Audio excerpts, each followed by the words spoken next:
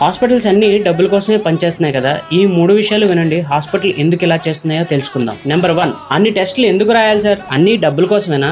నిజం ఏంటంటే ఒక పేషెంట్కి సరైన ట్రీట్మెంట్ చేయాలంటే ఆ వ్యాధి ఏ స్థాయిలో ఉందో తెలుసుకోవాలి. ఊహించి ట్రీట్మెంట్ ఇవ్వకూడదని, ఖచ్చితంగా సమస్యను గుర్తించి సరైన చికిత్స ఇవ్వడం కోసమే టెస్టులు. నెంబర్ 2, హాస్పిటల్కి వెళ్తే అడ్మిషన్ అంటారు సార్, డబ్బుల కోసమేనా?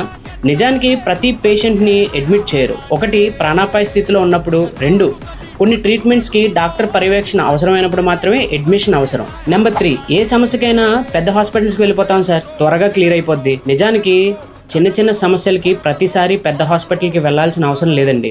సరైన ఫ్యామిలీ డాక్టర్ని లేదా దగ్గరలోని క్లినిక్ని సంప్రదిస్తే సమయం, డబ్బు 2 కూడా ఆదా అవుతాయి.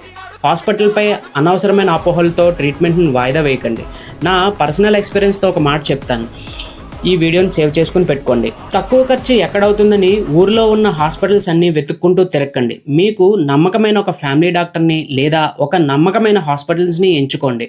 వాళ్ళతో పరిచయం పెంచుకోండి. మెడికల్ విషయాలు వచ్చినప్పుడల్లా ఆ పరిచయాన్ని బలపరుచుకోండి. రండి, ఒక హాస్పిటల్ అడ్మినిస్ట్రేటర్గా నేను సిద్ధంగా ఉన్నా మీతో పరిచయానికి. వెంటనే ఫాలో చేయండి, నన్ను మీ అడ్వైజర్గా ఎంచుకోండి.